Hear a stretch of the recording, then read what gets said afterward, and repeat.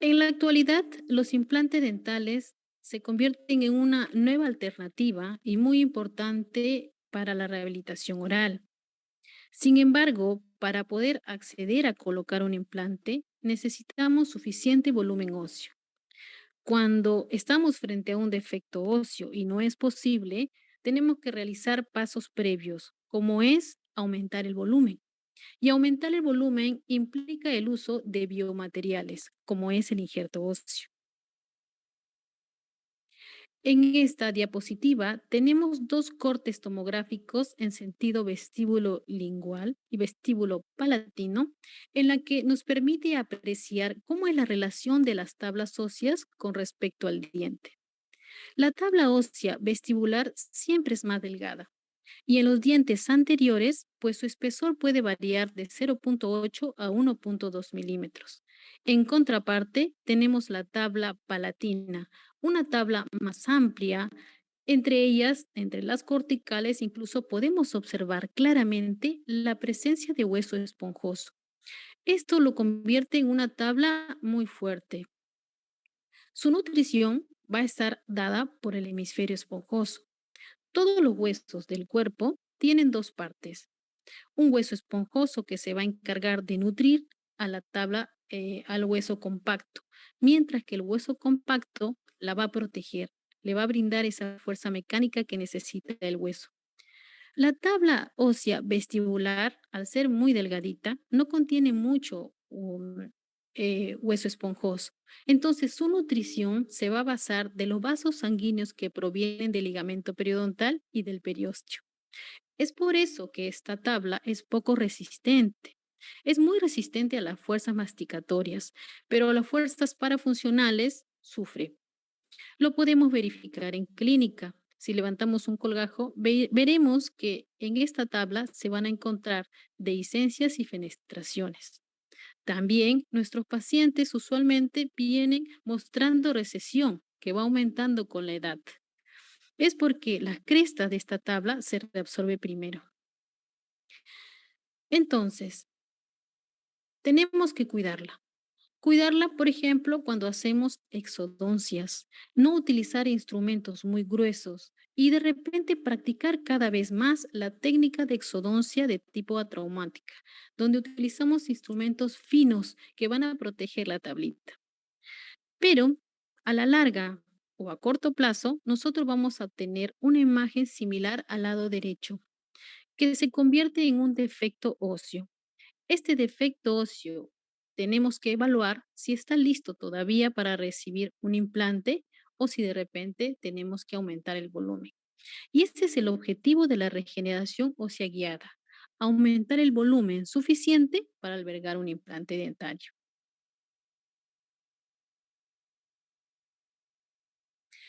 ¿Qué sabemos hasta ahora?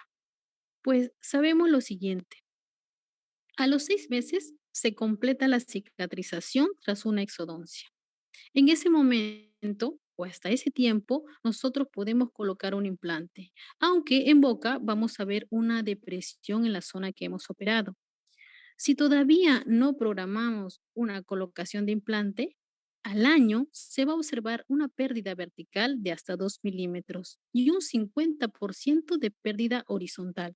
Si todavía no pensamos en colocar implante y dejamos pasar el tiempo, a los 3 años ya habremos perdido el 60% de ancho y alto del hueso.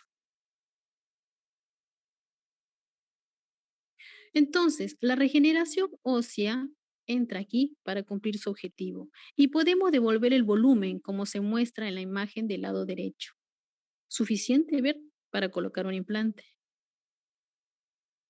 La estructura ósea contiene un 25% de agua entre sangre y médula ósea. El 45% es de material mineral, principalmente de hidroxiapatita de baja alcalinidad, y el 30% es una materia orgánica, entre colágenos, proteínas y células. La célula principal para la regeneración ósea es el osteoblasto. El osteoblasto va a formar matriz osteoide que luego se mineralizará. El osteoblasto, cuando se encuentra por decir así, encapsulada dentro de la zona mineral, va a madurar y se convertirá en osteocito. El osteocito ya tiene otra función, como es de adaptarse a los cambios por fuerzas mecánicas. Otra célula importante en la regeneración son los osteoclastos, que se van a encargar de limpiar toda la zona, dejarla libre para que se dé la regeneración. Pero existe también un grupo de células muy importantes, que son las células osteoprogenitoras. Aquellas células que por su capacidad de convertirse en cualquier célula que necesite nuestro organismo, adquiere el nombre de células madres. Para la regeneración, nosotros necesitamos que esta célula osteoprogenitora se convierta en osteoblasto. Pero para lograrlo necesita de un elemento muy importante, que es el oxígeno.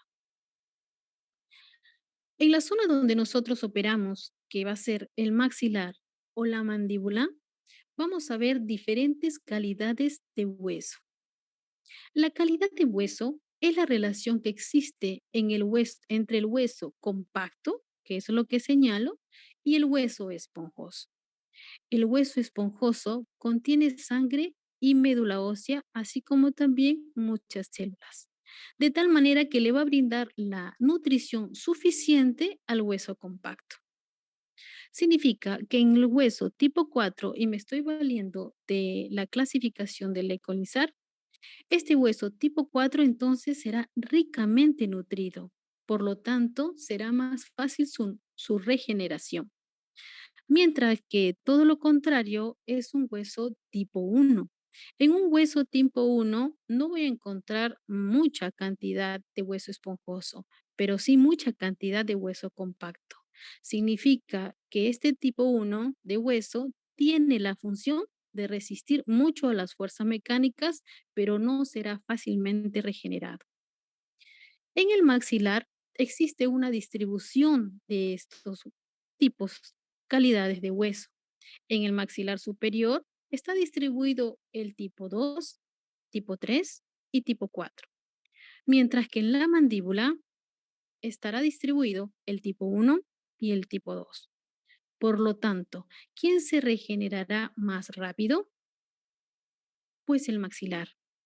A los 6 meses después de usted haber realizado un injerto óseo, usted puede levantar el colgajo y colocar su implante, mientras que en la mandíbula tendría que esperar todavía hasta el noveno mes.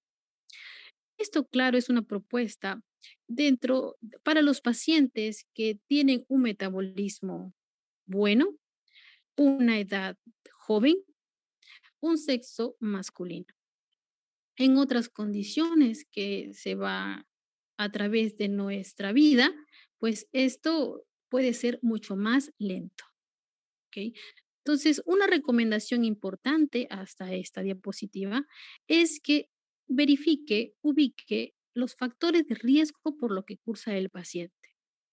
De repente, el paciente no tiene enfermedades no controladas como la diabetes, osteoporosis, o toma medicamentos como el uso de bifosfonatos, o de repente tiene el mal hábito de ser un paciente fumador, en cuyo caso la pérdida ósea se acelera. Y si nosotros proponemos un tratamiento regenerador, pues tiene pocas probabilidades de suceder. También es importante cuidar a nuestro hueso, sobre todo a evitar el colapso de las tablas óseas tras una exodoncia, por lo que les sugiero considerar siempre realizar una exodoncia de tipo atraumática, pero con preservación ósea. Y para eso tendrá que utilizar biomateriales. Habíamos dicho que las células madre u progenitoras son aquellas que tienen vías de diferenciación. La más importante y que queremos lograr tras una regeneración es que se diferencien en osteoblasto. Pero esto lo van a hacer siempre y cuando tengan la cantidad suficiente de oxígeno. Una presión parcial de oxígeno alta acelera la cicatrización incluso. Todo lo contrario, una presión parcial de oxígeno muy baja, como en el caso de la hipopsia, pues esta célula osteoprogenitora va a diferenciarse en un fibroblasto. Entonces, ¿qué debemos hacer? Pues propiciar la llegada de oxígeno. El oxígeno se adhiere al eritrocito y el eritrocito navega a través de la sangre. Entonces, lo que debemos procurar es garantizar siempre la vascularización. Hay un dicho que dice, si no hay sangre, no hay regeneración.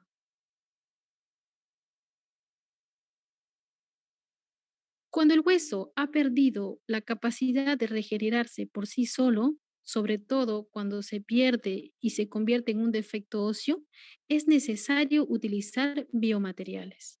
Un biomaterial es aquel material que está preparado para que el cuerpo lo acepte, es decir, debe ser biocompatible, pero que también se una a él y que permita la formación de un tejido. Para la regeneración ósea, nosotros necesitamos que el biomaterial más adecuado sea, cumpla tres mecanismos de acción, al que nosotros le llamamos poderes. Debe cumplir con el poder que sea osteogénico, es decir, que este injerto, que ya sea particulado o en bloque, un injerto óseo, se convierta en nuevo hueso en la zona receptora. También debe ser osteoinductivo, es decir, que cuando llegue a la zona receptora debe provocar señales para que el osteoblasto empiece a formar matriz osteoide y se dé la regeneración. También debe ser osteoconductivo, es decir, de servir como un material de andamiaje para que a través de él se forme un hueso.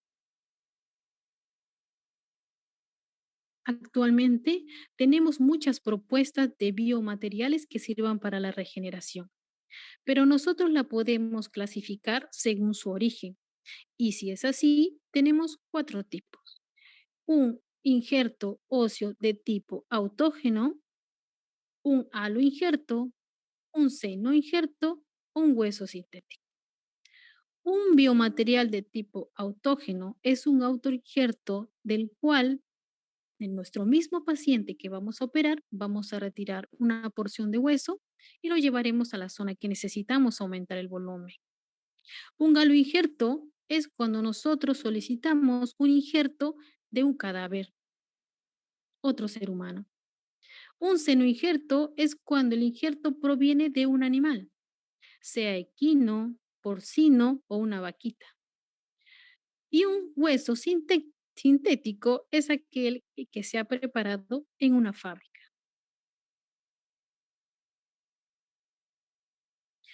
Cuando nosotros pensamos en un autoinjerto, pues lo valoramos por sus ventajas. Cuando nosotros realizamos un autoinjerto, tenemos que diseñar, planificar dos zonas en las que vamos a operar en el mismo paciente, porque va a haber una zona receptora, que es la zona en la que yo quiero aumentar el volumen óseo, y una zona donadora. Y dentro de las zonas donadoras, pues las más utilizadas son la cresta ilíaca, la calota craneana y en la boca tenemos también varias zonas, como la sínfisis del mentón, la rama ascendente y, bueno, claro, una porción y la zona retromolar. El autoinjerto yo lo puedo retirar así en bloque. Y cuando yo quiero retirar en forma particulada, pues raparé en todas las zonas donde haya hueso. Y es mucho más práctico. Bien, las ventajas entonces se estarían dando por su naturaleza.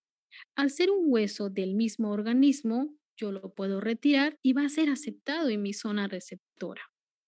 También va a conllevar células, entre comillas, y estas células, por su capacidad, ya van a enviar y van a provocar la regeneración, porque también tenemos proteínas morfogenéticas óseas dentro de ellas, pero también tiene desventajas, como el de convencer al paciente que tiene que hacer doble cirugía y un tamaño limitado, sobre todo cuando escogemos retirar este injerto de las zonas de la boca, pero también cuenta con una desventaja adicional. y es que el hueso, el autoinjerto, se reabsorbe. Artículos como es el que le presento, que tratan sobre un seguimiento a 16 pacientes en los cuales se realizaron injertos provenientes de la cresta ilíaca, tanto en el maxilar como en la mandíbula. A los 6 años tras ese seguimiento, dieron como resultado que el injerto colocados en el maxilar se perdieron en un 87%, mientras que en la mandíbula se perdieron en un 100%.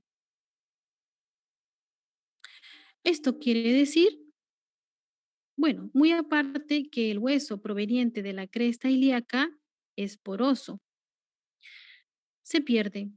Si a los 6 años no se han colocado implantes, pues no, ya no ha tenido función la regeneración ósea. El hueso se reabsorbe. Incluso hay artículos, uy, un ratito, creo que no pasa, ya. Incluso hay artículos en los que estudia quién se reabsorbe más rápido, como este artículo que presentamos entre un versus de la cresta ilíaca con la colota craneana. Y vemos que la cresta ilíaca se reabsorbe más rápido porque es más poroso y la colota craneana es más lenta porque es más cortical. El autoinjerto habíamos dicho que la podemos retirar de varias zonas de la boca, como la sínfisis mentoniana, la zona retromolar y la rama ascendente de la mandíbula. Cuando nosotros elegimos como zona donante el hueso proveniente del mentón, pues tenemos que planificarlo muy bien, porque si bien es cierto, es práctico retirarlo, porque tenemos una visualización directa de cuánto es lo que tenemos que retirar, y además el paciente se siente muy cómodo, porque puede estar en oclusión y para nosotros es más conveniente que sea así. Para el procedimiento de manera general es el siguiente. Necesita realizar una incisión de tipo horizontal entre las caras mesiales de ambos caninos. Y luego, con el uso de su legra, va a ir levantando, desinsertando los músculos mentonianos. Cuando ya ubicó la zona, tiene que tener consideraciones adicionales, como por ejemplo tener el cuidado de no afectar los ápices dentarios. ¿Ok? Los ápices dentarios deben estar a una distancia mínima de 5 milímetros de mi límite oclusal. Y mi límite apical debe estar por lo menos a 5 milímetros del borde de la mandíbula. Mi límite horizontal lo da los agujeros mentonianos, aunque en nuestra práctica muchas veces me doy cuenta que el límite me lo pone la longitud de los caninos. Bien, esto es en manera general. Si se da así, nos dice la teoría que puede usted recoger un bloque de 6 milímetros por 10. Sin embargo, en nuestra práctica también tenemos que apoyarnos en nuestro estudio tomográfico, porque tenemos que saber de dónde lo vamos a recoger. Como por ejemplo aquí tengo mi cuadrito que señala el bloque que yo pienso retirar y lo he alejado a 7 milímetros de mi ápice y un poco más de 5 milímetros del borde de la mandíbula. ¿Ok? El espesor sí no debe variar. No debe ser mayor a 5 milímetros, porque si no estaríamos afectando el lado igual. Bien. Una vez que yo recojo mi bloquecito, voy a tener algo similar a esta figura. Una porción de hueso compacto y una porción de hueso esponjoso. El hueso esponjoso tiene las células necesarias para iniciar ese proceso regenerador. Luego, este bloquecito le doy forma, ¿ok? Elimino las aristas y lo llevo a boca. Ya en mi zona receptora, para generar estabilidad, le coloco 2 microtornillos y así lo aseguro. Puedo agregar huesito alrededor y lo cubro con mi membrana. Esa es la técnica con la que usualmente nosotros iniciamos lo que empezamos a hacer injertos en bloque. ¿Ok? Espero mis 9 meses y puedo ya iniciar mi regeneración. Otra zona donadora importante es la zona del retromolar. En la práctica clínica, yo les recomiendo que ustedes sigan el borde de la rama ascendente, ¿ya? Imagínense, también pueden utilizar lápices marcadores y van a proyectar una línea que va hasta el borde de la mandíbula. Este vendría a ser mi límite posterior. Mi límite anterior va a ser la cara distal de las piezas 3,6 y 4,6 o el inicio de la línea oblicua externa. Bien, eso es el ancho de todo lo que tengo de mi bloque. Mi límite apical estaría dado a 8 milímetros y a veces un poco más, pero tienen que tener en consideración la presencia del canal dentario inferior. Sucede esto. Recordemos que cuando el nervio dentario entra por la espina de Pick, se ubica más hacia la cortical vestibular, mientras que cuando avanza a la zona retromolar, se ubica más a la cortical lingual, de tal manera que hace una imagen similar a lo que se proyecta en esta tomografía: A de apical, M de medio y C de cervical. Y mire cómo el nervio dentario primero se proyecta más pegado a esta cortical y va bajando hacia apical. Si vamos avanzando, ya se va a ir proyectando hasta la cortical lingual. Por lo tanto, tenemos todo este injerto para ser utilizado. Pero del que sí tenemos que tener cuidado, ya que sabemos que el canal dentario se va desviando y poco lo vamos a tocar, aunque también depende de nuestro paciente, siempre un estudio tomográfico. Del que tenemos que tener más cuidado es de la arteria facial. Esta arteria que está encerrada entre el borde anterior del músculo macetero, borde inferior del buccinador, borde posterior del triangular de los labios y el borde de la mandíbula. La posición de esta arteria facial es un poquito más de 8 milímetros de las apófisis dentarias. Entonces, si nosotros hacemos o queremos mayor ancho vertical de mi bloque, pues tenemos que pensar en debridarla bien y conservarla. O mejor, no la toque. También esto puede variar porque a veces vemos casos que la necesidad obliga a tener que intervenir aquí. Si ustedes observan más bien que hay una atrofia en esta zona, prefiero ubicar otro lugar o en todo caso pensar en un biomaterial. Mi límite oclusal estaría dado entre la mitad entre la cortical y la apófisis alveolar de las molares. Aquí hay una muestra de lo que se hace una corredera, ¿ya? Después de esto yo lo voy a unir y todo esto que yo voy a desinsertar puede ser de 3 a 5 milímetros comúnmente. No tenemos el cuidado, claro, de no lastimar estructuras como el nervio dentario, pero por aquí así más o menos está yendo el nervio dentario.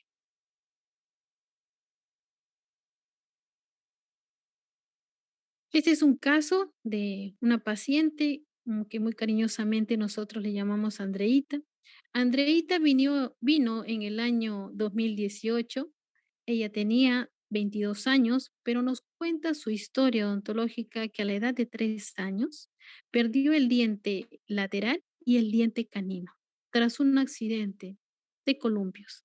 Desde esa fecha en adelante usaba un aparato de contención. Este aparato de contención mantuvo separados ambos dientes. Ya cuando llegó a la edad de 22 años, pues quería liberarse de ese aparato y entonces pensó en hacerse implantes. En el estudio tomográfico se observa lo siguiente. En la zona de lateral ya se había perdido volumen en sentido horizontal, pero también volumen en sentido vertical, mientras que en la zona del canino se había perdido volumen en sentido horizontal y, y el volumen vertical lo estaba dando apenas por una espícula que en la imagen se ve a punto de perderse, a punto de romperse. Se propone el tratamiento de injertos óseos cuyo donante elegido era la zona del mentón. Se realizó la cirugía y el paciente desapareció. No sabíamos nada de Andrea. 3 años después, vuelve con la tomografía y observemos lo siguiente. En la zona de lateral, aquí está la presencia de microtornillo y nosotros cuando colocamos un injerto, el tornillo queda al ras del bloque, de tal manera que esta zona vendría a ser donde estaba inicialmente el injerto. Y todo esto era lo que se había perdido, aproximadamente entre 3 a 4 minutos. Obviamente, este residuo óseo ya no nos servía para la colocación de implantes. En la zona del canino, miren, ya la espícula había engrosado. Se veía interesante. Quería decir que el injerto sí funcionaba, sino que el paso del tiempo es el que lo perjudicó, como lo mostraba la literatura anterior. Lo que teníamos que hacer es nuevamente proponer colocar otro injerto. Y esta vez lo usamos de la zona del retromolar. Pero esta vez sí concientizamos al paciente de que tenía que venir sí o sí, porque ya no nos iba a quedar pocas zonas de donde injertar. Y 9 meses después vemos esto. La zona del lateral ya había aumentado un excelente volumen y la zona del canino también se proyectaba muy bien. Pero en la tomografía, como ven este video, había un defecto que no se podía completar. Y es que esta técnica de silla de montar nos da una ventaja importante en resolver los problemas de aumento de volumen en sentido horizontal, pero no en sentido vertical. Entramos a la clínica y yo siempre le digo a mi paciente, no canten victoria hasta ver lo que sucede en la clínica. Aquí está la foto central y la foto lateral que nos permite ver que podemos colocar un implante, dos implantes. Y bien, observen acá, estamos retirando el microtornillo y vemos un espesor importante y no se movía el injerto. Decidimos ya colocar los implantes dentarios y este defecto lo rellenamos con autoinjerto, cubierto por seno injerto y cubierto por una membrana. También le adicionamos los cicatrizales, que es un protocolo que nosotros siempre realizamos para ya no tener que entrar nuevamente a encontrar las tapas de los implantes. Y ahorita está en camino. Bien, esta técnica siempre tiene ese problema, porque el hueso se reabsorbe de un hueso, un injerto de tipo autógeno. Pero siempre nosotros buscamos una explicación. La teoría, se presentaron teorías lógicas que les vengo a contar. Resulta que este bloque de hueso desinsertado del mentón, pues siempre tiene una porción de hueso compacto con una porción importante de hueso esponjoso. El hueso esponjoso es el que debería estar llevando las células vivas, ¿verdad? Porque tiene como componente principal médula ósea. Pero cuando nosotros desinsertamos de la zona donadora, los primeros 3 minutos ya se habría muerto el 30% de las células vivas. Y si encima nosotros lo dejamos remojado en espera, en suero salino al 0,9%, que ya sabemos que es acidógena, pues termina matando el 70% de células restantes. Por lo tanto, cuando nosotros llevamos esto a la zona receptora, estamos llevando células muertas. Además, este espesor, que aproximadamente es de 5 milímetros cuando lo injertamos en la zona, pues este espesor, así nosotros rasquemos de manera cotidiana, nos deja un espesor de hueso compacto que va a ser difícil realizar la neovascularización porque el hueso compacto solamente se va a nutrir de los vasos que llegan a los conductos de Haber, de tal manera que las células, por el grosor del hueso compacto, se mueren. Y al morirse se demineraliza. Y si se demineraliza, se reabsorbe. Por lo tanto, ¿qué debemos hacer? En el año 2019, el doctor Foucoury presenta varios artículos y uno de ellos es donde se utilizó injertos En la zona, sí, se realizaron injertos provenientes de la cresta ilíaca, se realizaron 154 injertos y les hizo el seguimiento a lo largo de 10 años. Y el resultado fue que de sus injertos, que ya sabemos que la cresta ilíaca tiende a ser más porosa y se reabsorbe más rápido, pues solo se perdió el 8,3%, el 8,3%.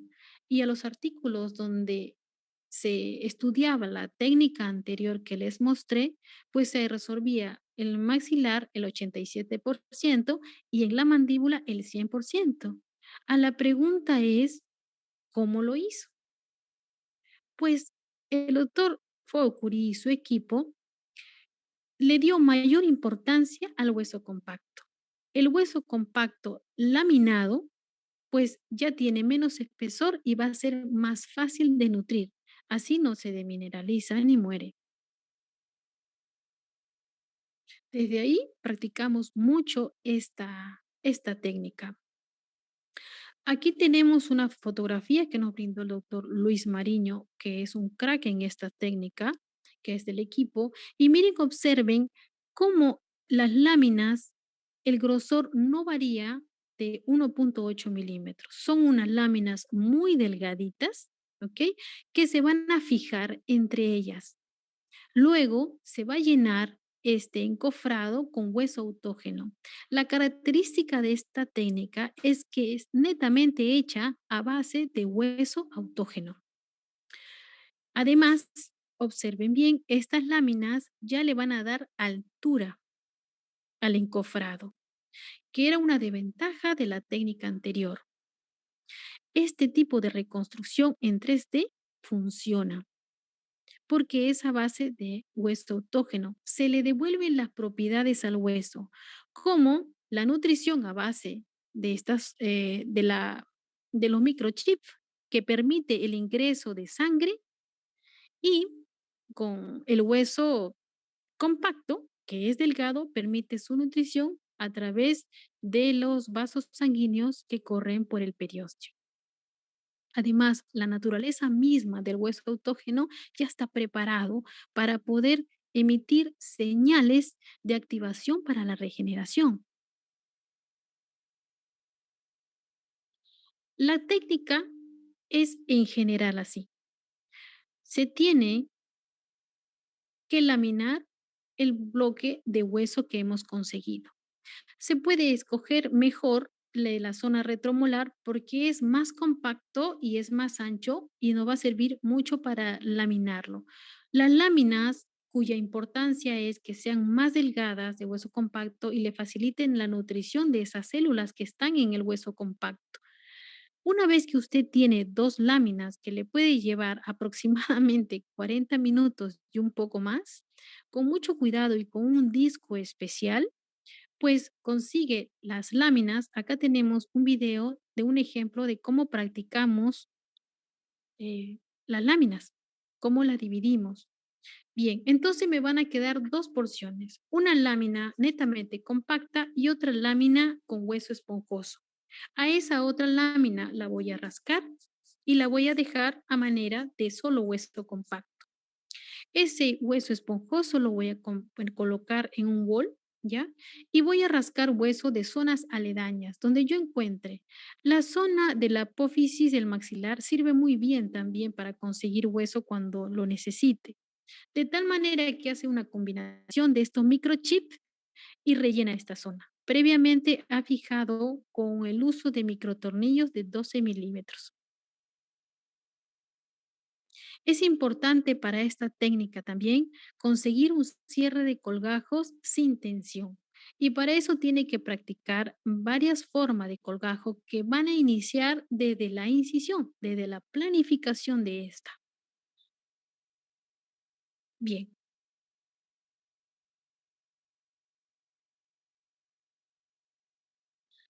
si, si no si el paciente no ha sido convencido para que podamos operar en dos zonas, pues tenemos también otras alternativas que no lo asusten tanto, como es, por ejemplo, el uso del halo injerto, del seno injerto y del hueso sintético.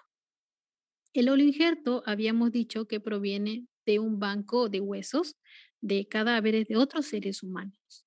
El seno injerto de los animalitos, ujú, de algunos animales, 13 en especial, que les había mencionado, la vaquita, el caballo y el cerdito. Pero también hay otro grupo de injertos que cada vez se abre nuevo camino porque tiene muy buenas propiedades y es el hueso sintético. Bien, lo importante de estos tres, cuando nosotros compremos nuestro material de injerto, porque estos huesos son vendidos, si hablamos de precio, el injerto que tiene más propiedades por ser de la misma especie y así lo consideramos, es un poquito más carito y así va bajando pues esta curva, ¿no? Bien, cuando nosotros elegimos nuestro injerto, lo primero que tenemos que buscar es que tengan una propiedad importante, que sean porosos, porque la porosidad va a permitir que se llene de sangre con facilidad y la sangre va a traer oxígeno. ¿Cuánto de porosidad? Pues debe haber una porosidad mínima de 100 micras. Mínima de 100 micras porque el eritrocito mide 100 micras y tiene que pasar a estas zonas para poder llegar. El halo injerto y el seno injerto, por ser especies vivas, pues ya su naturaleza viene configurada de esa manera. Mientras que el hueso sintético tiene que tener esa propiedad. Y vamos a hablar un poquito de la hidroxiapatita y fosfato tricálcico porque son los que más tenemos a disposición en el mercado peruano. Bien, la hidroxiapatita pues es biocompatible porque nosotros dentro de la composición del hueso tenemos hidroxiapatita de baja alcalinidad. Bien, la hidroxiapatita tiene un pH mayor a 4,2. El osteoblasto tiene un pH de 8. Por lo tanto, es compatible y aceptado. De tal manera que cuando usted utilice hidroxiapatita y hace cortes y histológicos en el tiempo, al año, a los 2 años, 3 años, siempre va a encontrar zonas de hidroxiapatita donde el hueso se ha formado alrededor. Es por eso que tiene la propiedad de ser bioestable. Se adhiere al hueso y el hueso se forma alrededor. Mientras que el fosfato tricalzo cálcico es soluble. Por su configuración, libera dentro del medio calcio y fósforo y desaparece. De tal manera que en esos mismos cortes, pues usted ya no va a ver al cabo de 9 meses fosfato tricálcico. Lo que va a ver es solo hueso. Es por eso que la propiedad que se le adjudica es de ser biosustituible. Acá se encuentran unas imágenes. Bien, cuando nosotros decidimos qué hacer con el defecto óseo que tenemos, pues nos guiamos de repente de una clasificación. Y una clasificación importante para que usted pueda ubicar el tipo de defecto óseo al cual está presente y qué puedo hacer con él, pues la clasificación de defectos óseos de Benning y Hammerle que le viene muy bien porque ya le da alternativas de tratamiento. Observemos, por ejemplo. En la clase tipo 1, nosotros tenemos un hueso en la cual sí puede colocarse un implante, porque el defecto se da aquí, solamente en la zona del reborde. Y lo que se le propone hacer es que de repente usted pueda manejar tejidos blandos, puede realizar injertos de tejido conectivo para devolver esa forma que le brindará estética. También puede hacer el uso de xenoinjertos con unas membranas de colágeno. Cuando tenemos el hueso tipo 1, nosotros tenemos un defecto que observamos cuando hacemos la exodoncia y colocamos un implante. Entonces, ese espacio que se va a dar entre las tablas va a formar un gap. Usted lo puede rellenar de material regenerativo para evitar que colapsen estas tablas. En el defecto tipo 2, pues se ha perdido una de las tablas óseas. Ha migrado. No todo, pero una parte. Entonces, una propuesta es hacer una regeneración local inmediata una vez de colocado el implante, con hueso autólogo, un seno injerto y una membrana de colágeno. De esta manera, esta es una fotografía del artículo de Urban Ipsam, donde tras una colocación de implante es predecible hacer regeneración, siempre y cuando usted utilice hueso autólogo como primero cubriendo el implante, encima un seno injerto y finalmente lo cubra con una membrana. De mucha elección, la membrana de colágeno. Es importante siempre usar una membrana que puede ser de diferentes variedades, pero la importancia de una membrana es la siguiente. Va a separar el hueso de la mucosa queratinizada. ¿Por qué es importante separarla? Cuando nosotros realizamos una cirugía, nosotros vamos a lesionar la encía, perdón, la mucosa queratinizada, porque cuando ya no hay diente, ya no tiene ese nombre.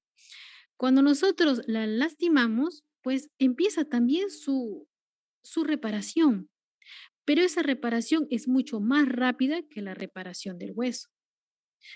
Tal es así que si nosotros obviáramos esta parte de la membrana, la encía va a llegar a invadir la zona de defecto porque el fibroblasto va a ingresar y va a encapsular el injerto. Para evitar esto, nosotros colocamos ahí un material oclusivo que separe la reparación de ambos, hasta que en algún momento sí se van a juntar, pero es cuando ya esté listo el hueso. Entonces, aquí tenemos la importancia de una membrana. Con respecto a las membranas, tiene la misma configuración de la misma clasificación de origen que el hueso.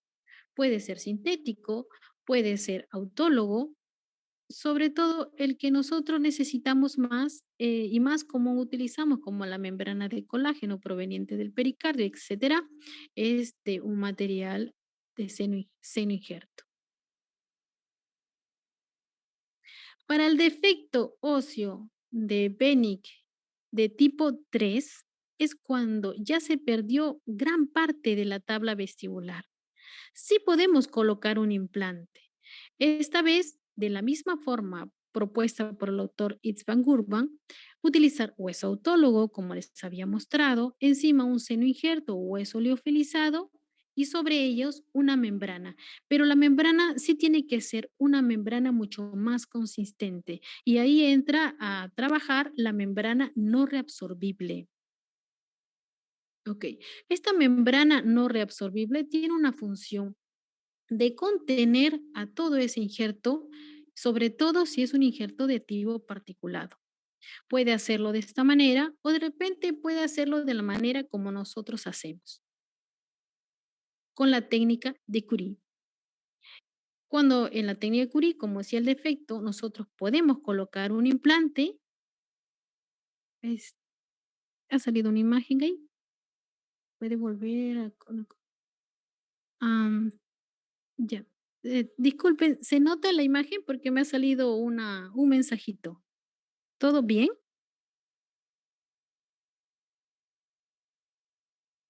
Doctora, continúe con la exposición. Voy a enviar a seguridad. Continúe con la exposición. Voy a llamar a seguridad. Ah, ya, okey, Sí, okey, okey, sí, okey. disculpe usted. Ya, muchas gracias. Okey, sigue saliendo otra vez. Ah, bueno. Mm, pongo en rechazar, ¿verdad? Donde dice me sale como 2 opciones, aprobar o rechazar No, no, no. para Rechazar, volver a rechazar, tener con doctorita. Sí, okey, voy a okey. llamar a seguridad. Listo. Ya, okey, ojalá que no sea nada grave. Listo. Entonces voy a continuar. Ya, habíamos dicho que tras este defecto tipo 3, donde se ha perdido gran parte de la tabla vestibular, nosotros podemos colocar el implante siempre y cuando coloquemos ahí una membrana no reabsorbible porque es el que le va a dar consistencia. Pero las láminas que vamos a obtener del corte de bloque le van a dar la consistencia que nosotros necesitamos. De esta manera, observen la imagen que tenemos el poco ancho de la cresta que tenemos, colocamos los implantes, colocamos aquí los microtornillos que le van a dar estabilidad. Eso sí, tienen que usar la cantidad de tornillos necesarias para generar estabilidad. Una característica más que cuando coloquen el injerto no debería tener aristas y sobre ella empaquetar pues la zona de aquí de microchip.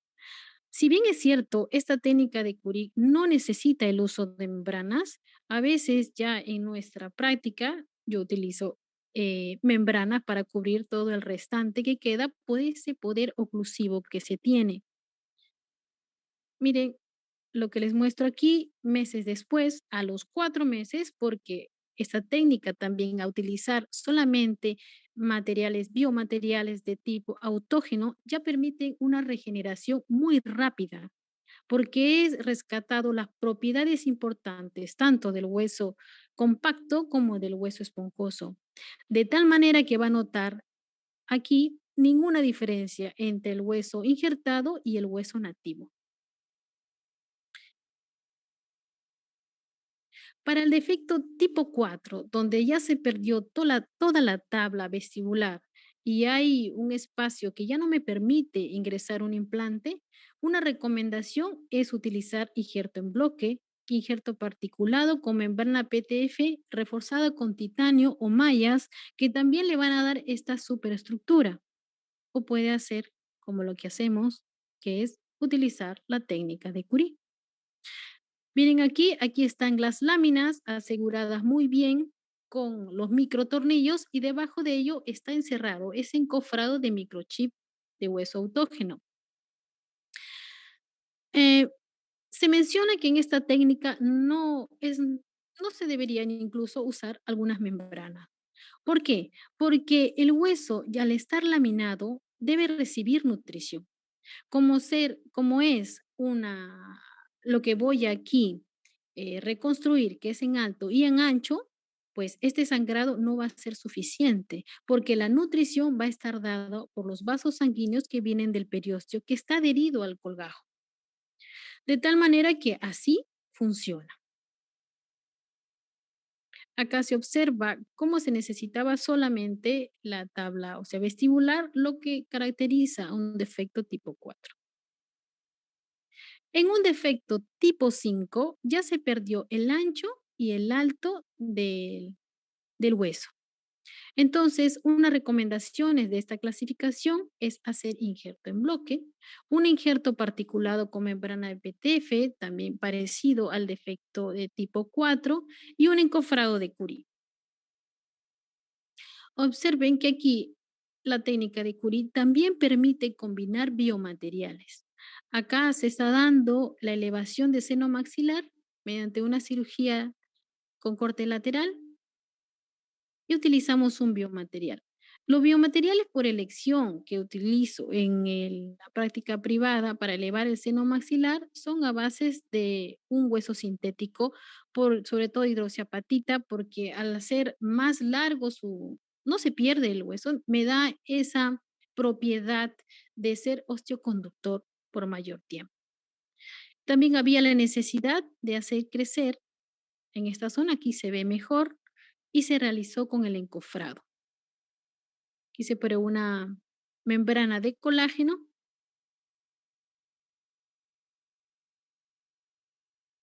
y se termina con el encofrado. Listo.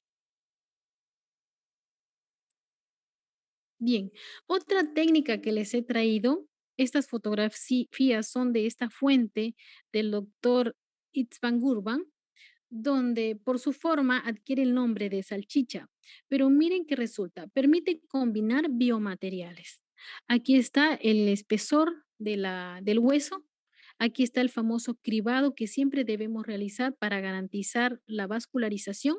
Aquí está la combinación de estos dos huesos, como es un hueso autógeno con un seno injerto, como por ejemplo, siempre es importante una recomendación de este tipo de regeneración, es que mínimamente o más del 50% debería ser de hueso autógeno. El Otro material, biomaterial, no debería superar en ese porcentaje al hueso. Mientras más hueso autógeno haya, pues es mejor. Aquí está utilizando una membrana de colágeno elástica, ¿ok? Aunque la membrana de colágeno de por sí tiene esa elasticidad, lo asegura con una chicheta de membrana. Miren cuánto se logra terminando la cirugía, iniciando, perdón. Lo que se logró en la misma cirugía es de 10 milímetros. Se realizan unos puntos de sutura. Hay que asegurar siempre que la sutura se dé de primera intención. Aquí utilizó 3 puntos, el llamado rompefuerza, otro punto que viene a ser colchonero horizontal y también se asegura con los puntos simples. Muestra lo que sucedió al 10º día para retirar los puntos. Luego de ello, muestra lo que consiguió 10 meses después. Para verificar que este hueso sí funcionaba, se colocaron los implantes y en la radiografía, pues no se observa diferencia entre ambos huesos y se dio función a los implantes. Otra cirugía que me gusta mucho utilizar es la técnica en túnel mínimamente invasiva MIT, la utilizo cuando quiero hacer injertos pequeños, no mucho. Como en este caso, yo quería aumentar una altura de casi 2 milímetros. Yo quería, también pude haber utilizado un implante pequeño ante una pregunta que me hicieron, pero yo quiero utilizar, prefiero aumentar esto porque en un futuro quiero hacer una reposición coronal de encía. Entonces, realicé la técnica que se da de la siguiente manera. Tengo que alcanzar 20 milímetros, ¿ok? Tras una exodoncia que se había realizado hace 2 meses.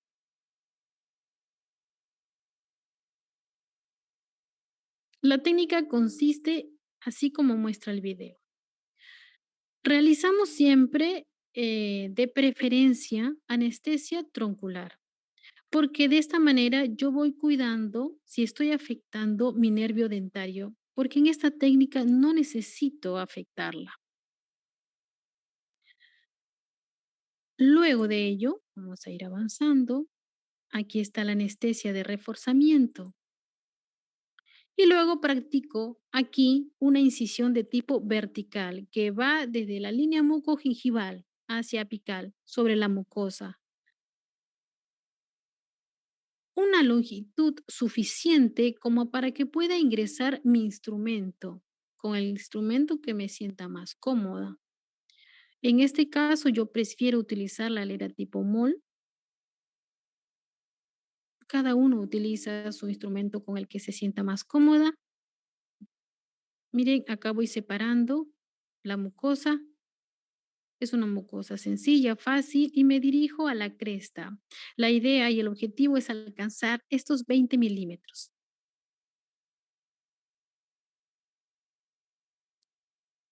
Sigo haciendo. La presión con la que yo voy guiándome es una presión de tipo digital. Aquí entra todo la otra parte activa de mi legra. Mire, el tipo de tratamiento incluso de paciente puede estar en oclusión. Es una cirugía pequeña, pero muy, muy cómoda para el paciente. Voy separando toda la cresta ósea. Ahí corroboro si he logrado los 20 milímetros iniciales.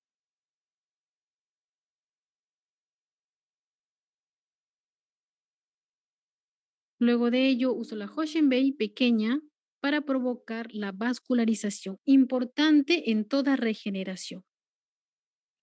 Miren, aquí se realizó una exodoncia anterior que no tenía más de, recuerdo que 2 meses, pero debe estar en la historia.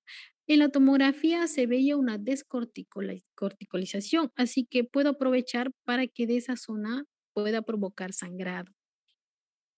Una vez que he provocado el sangrado suficiente para esa conexión con el injerto, voy a proceder a colocar mi membrana.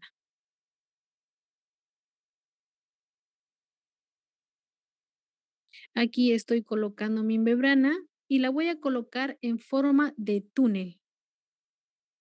La voy a dirigir hacia la zona de la cresta y cuando ya esté formado mi túnel hasta la distancia deseada, aquí utilicé una membrana de colágeno de 20 por 30 y comencé mi relleno.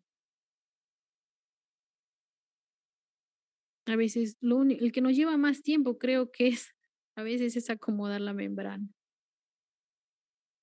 Aquí se puede apoyar en una pinza de diagnóstico y empiezo mi relleno. El relleno fue hecho a base de seno injerto con una porción de hueso autógeno, con como masita provocado por el PRF. A todas las cirugías tratamos de incluirle PRF y es algo muy sencillo porque ya si el paciente viene para cirugía, pues ya está dispuesto a que le saquen un poquito más de sangrecita. Y va muy bien, la cicatrización mejora muy bien. Y aquí lo vamos empaquetando y vean cómo va aumentando el volumen. Este empaquetamiento es muy similar. De repente hemos tenido la misma experiencia donde antes nos vendían unos globos cuando éramos pequeños, unos globitos llenos de arena y con eso nosotros le dábamos forma, ¿verdad? Y lo íbamos a llenando y el globito cada vez era más, estaba más compacto y así nos permitía hacer formas más, más gruesas, más duras, ¿no? Bueno, lo mismo se va a sentir aquí, lo mismo se va a sentir aquí. Listo, aquí le voy a ir colocando, lo voy amoldando a la zona que yo quiero. Luego de la colocación de puntos es recomendable masajear los carrillos del paciente para seguir dándole forma. Listo. Y de aquí, bueno, seco un poquito, coloco la membranita, acomodo. Para sellar esta zona voy a colocar PRF y unos puntitos. 3 puntitos para aquí es suficiente para lo que voy a lograr. Vamos a ver los puntitos y listo. Tiempo de cirugía, 50 minutos, no más. Bien, acá tenemos entonces las imágenes del preoperatorio, el posoperatorio al 10.º día y el posoperatorio al día 28. Coloqué aquí una referencia, traté de hacerlo más, lo que se parezca más o más referencia como la UCA, UC. Y luego de ello podemos ver aquí la pérdida que se da en este sentido, lo que ha habido al inicio y lo que se ha conseguido. Listo. ¿Qué es una cirugía? Como es práctica, pues lo puedo aplicar. En este caso, en el paciente hicimos 3 tipos de injerto. Aquí una membrana con PTF y aprovechamos esta zona donde había un puente que no se podía retirar, pero no era necesario porque solamente queríamos aumentar el volumen en sentido horizontal. Aquí estoy asegurando la vascularización con una fresa tipo lanza. Acomodo la membrana en forma de túnel y listo. Así de práctico es esta técnica. Bien, para terminar, es bueno una recomendación adicional. En toda nuestra planificación siempre debemos considerar los principios de la regeneración ósea, que son 4. Asegurar siempre un cierre de primera intención. Es decir, tenemos que planificar desde el tipo de incisión de tal manera que cuando mis colgajos se cierren, tiene que cerrarse en la zona crestal.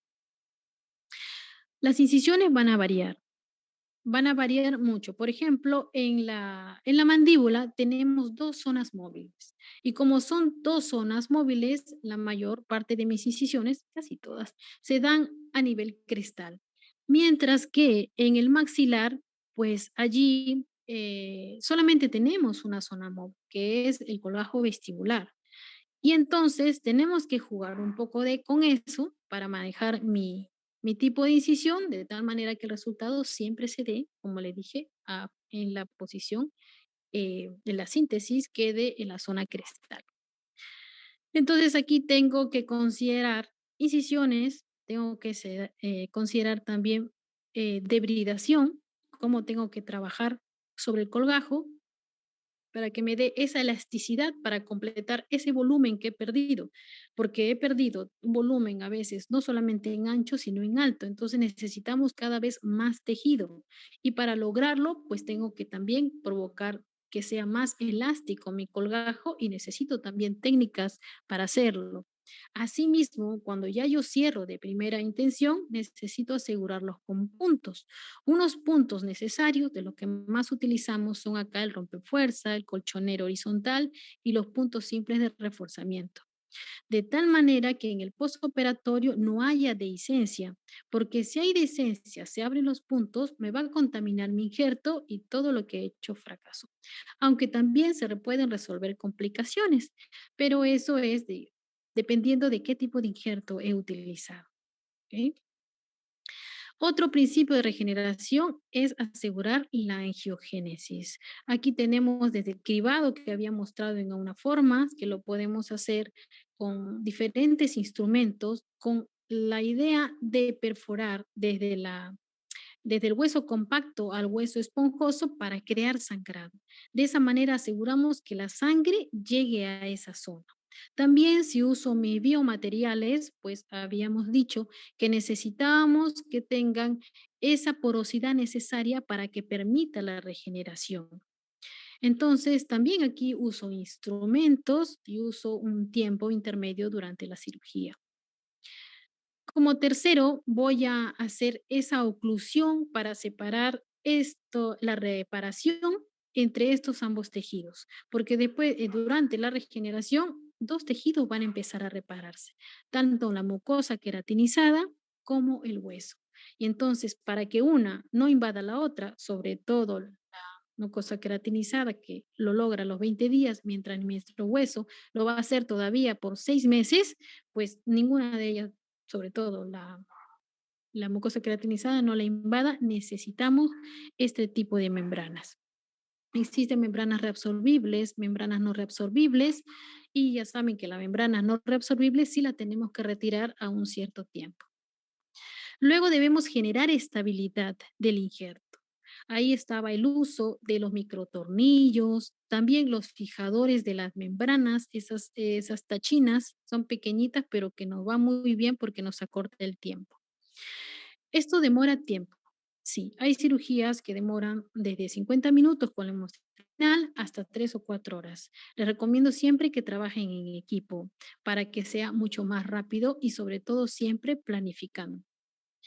Una recomendación es también para generar estabilidad es que nuestro paciente debe tener ciertas formas de comportamiento, como por ejemplo no hacer ejercicio por 3 semanas, no fumar, retirar de repente algunos medicamentos como bifosfonato, etcétera. Y no usar, evitar la provisionalización. Bueno, eso es particularmente lo que les puedo decir. Me imagino que también algunos, si saben colocar la provisional de tal manera que no afecte esa regeneración, particularmente yo en mi práctica privada prefiero no hacerlo. Listo. Principios quirúrgicos, entonces. Les voy a mostrar una manera como nosotros consideramos los principios quirúrgicos. En este caso, un principio quirúrgico, diseñé una incisión paramarginal de las recomendaciones de Lucas Estabola, donde habla muy bien de este tipo de incisión en sentido paramarginal vestibular. Utilicéle también un 50% de partículas de hueso autógeno combinado con hueso liofilizado y utilicé más PRF, pero también utilicé membranas de PTF reforzada con titanio y lo aseguré con chinchetas. Y utilicé suturas de tipo colchonero y sutura simple. En este caso se había perdido un hueso de volumen en sentido vertical y horizontal de aproximadamente 5 milímetros por ambos lados. Bien, aquí estamos realizando mi incisión de tipo paramarginal vestibular a una distancia de la cresta ósea de aproximadamente 7 milímetros. Porque una recomendación de Luca Estabola es que se sume el volumen que yo voy a encontrar, que voy a necesitar tanto en sentido vertical y horizontal de mi defecto, y eso me voy a alejar de la cresta ósea y me va muy bien. Bueno, aquí lo hice con descargas verticales para que me facilite, pero a donde quiero llegar es aquí.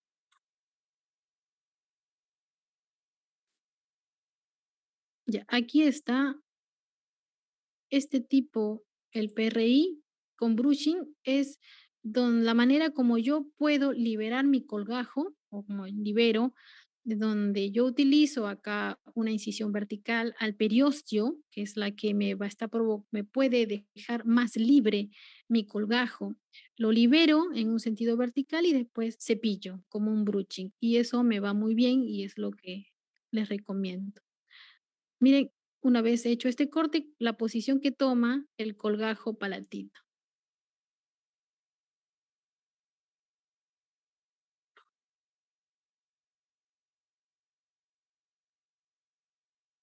Luego coloco mi membrana, utilicé aquí mi combinación de ambos, siempre con mi PRF, yo utilizo mucho eso y siento que funciona. La cicatrización también es mucho más tranquila de los pacientes. Antes no lo usaba y después que lo usé me di cuenta. Aquí está la combinación del hueso. Aquí se ve gran cantidad de hueso. Es porque habíamos hecho en 3 zonas de injerto. A esta zona ya llegó solamente una porción.